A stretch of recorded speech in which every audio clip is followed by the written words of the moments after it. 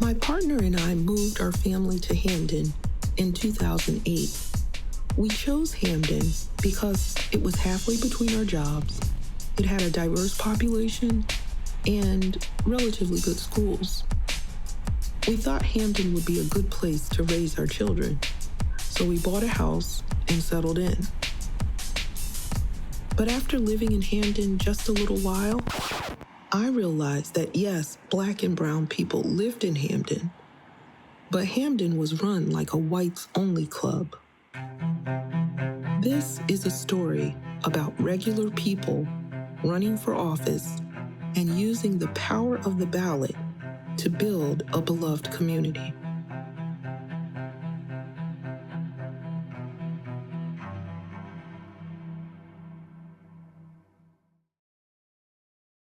All the women on the board would never be called on.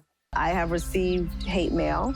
I had people call my job to try to get me fired from work. Our youngest one, whenever we went out, she was at the DTC meetings. She canvassed with us. We definitely have an activist in the making. What I know for sure is that when you expose children to this way of stepping in rooms, stepping in spaces, owning them, believing in yourself, and fighting for yourself, I know it makes a difference.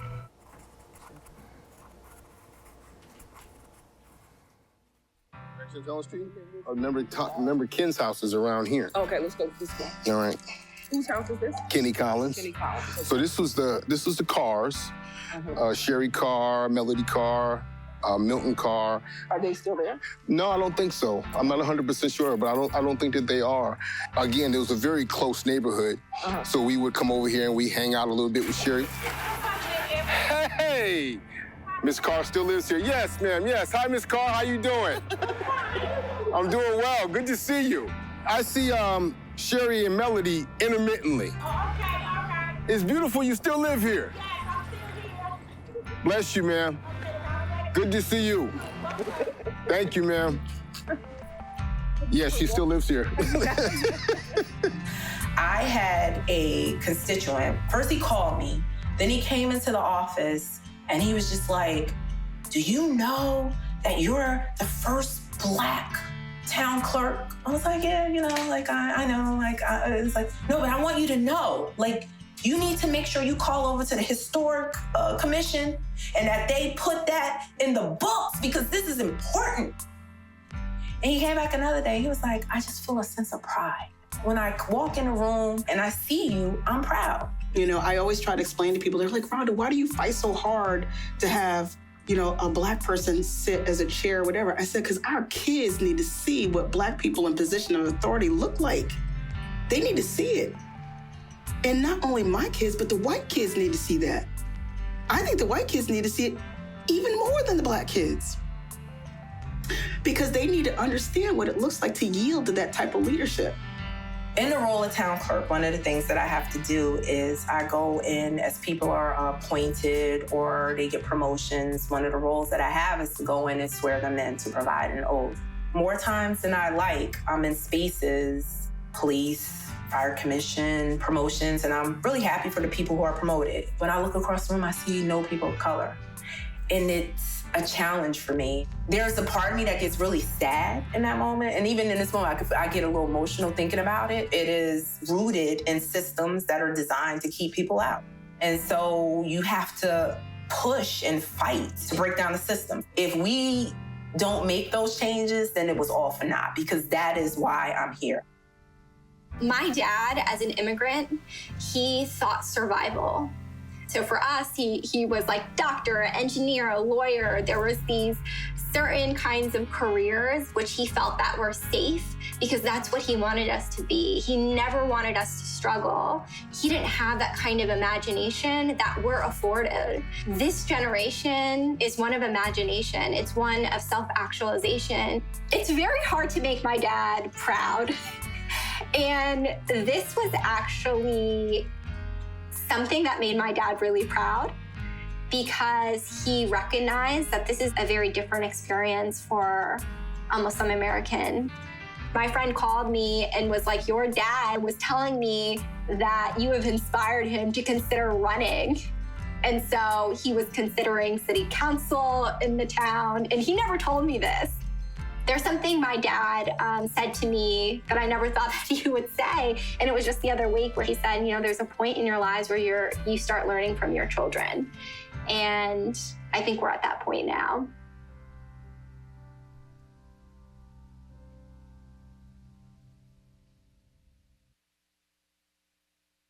So much is at stake when we elect people to take care of our towns. I want to elect people into office who have plans for us to prosper and not to do us any harm. Why do we elect people if their agenda is not grounded in ensuring that everyone in the community has equal access to life, liberty, and the pursuit of happiness? Aren't those the principles that America prides itself on? If we aren't doing that, then what are we doing? I've always hoped that the churches would become involved because they wield a lot of power. But often the pastors have chosen to be silent. There are definitely church members who questioned whether or not Spring Glen Church was the church for them anymore because of our engagement in anti-racism work, both within the congregation and in the community. But I feel so deeply that right now, the work of the church needs to be about following Jesus's model of being in solidarity with the marginalized and resisting systems of oppression. And if the church can't do that work, then it needs to lose membership. It needs to die, because then it's just a country club. So I'm also a licensed ordained elder in my church where I'm outreach ministry. The church as a whole, what we have to do is touch the complete person. It's more than, and I don't want to step on any toes, just going to church and hearing the word. We have to be the word. My cultural background actually doesn't start with the policies. It starts with the person. I come to this work with a cultural background that's rooted in a concept called Ihsan, which is ethical excellence. It doesn't matter what policies that you put forward. If people within the system are all corrupt and rotten, the system itself will be corrupt and rotten. And so how do we advance justice through this ethical framework in which we access the highest version of ourselves? We'll inevitably have more policies that care about each other when we care about each other. Activism starts in the ballot box. And I try to get people to understand you're an activist when you go to the polls every election cycle, because you are actively engaging with the leadership in your community. You're saying, I'm going to hold you accountable. I'm entrusting. This is a document of trust, that ballot, and I'm trusting you with the authority of my money, my child's education, my safety, my health, my property. That's a huge amount of trust that we have in that document. If we think about the activism of John Lewis, and that generation, their activism started on the Edmund Pettus Bridge, but it ended up in the ballot box, right? So we're still doing it. It still works. And I don't want to hear anything about it telling they're not political people, because I know you pay taxes. You're riding around on these city streets. You have police officers. All of that's all political. Those folks they don't just show up. They're elected and then they're appointed. Politics, government really touches on everything, right? It just touches on everything that we do. And so, if you care about education, well, there's a political process here, right? If you care about addressing homelessness, if you care about, police accountability, it's all done through the political process. I can imagine a vision of a beloved community for Hamden, and it's very exciting. This neighborhood, thriving, lots of trees. This is what happens when you put me as chair of environment and conservation. I'm gonna be on these trees forever and ever, amen. A beautiful community center that is stocked with everything that our community needs: art, We need more art. Trauma-informed policing, non-police crisis response teams, outreach to our homeless population, not treating them as criminals, right? But treating them as members of our family, members of our community.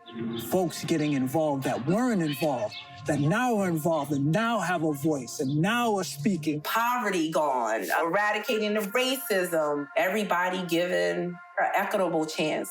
I think that the beloved community is one in which the members can look back with fondness throughout their lifetime. And that when you go from one end of your town to the other, that you walk with pride and not fear. Slavery was about devaluing us as a people and our life and our existence. A beloved community is when I value you, you value me. I don't tear you down. I don't rip you apart. That would be a beloved community, valuing each other. Time flies, Hamden. Thank you for rocking with me, your girl CM.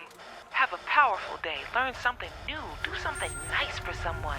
And make everything in your favor. Peace. Dr. Martin Luther King Jr. said that a beloved community is not a lofty ideal of a utopian society where everything is perfect. It's a real community with real people, with real flaws and problems. But it's a global community where the will of the people rally behind causes like wiping out poverty, homelessness, and hunger. The collective will of the people in a beloved community attacks racism, discrimination, bigotry, prejudice, homophobia, transphobia, xenophobia, ableism, sexism, and replaces them with inclusivity, love, compassion, and reconciliation. A lot of people will say that this is overly idealistic, and so those people won't step up and try to make it a reality. But I believe that this can be our reality.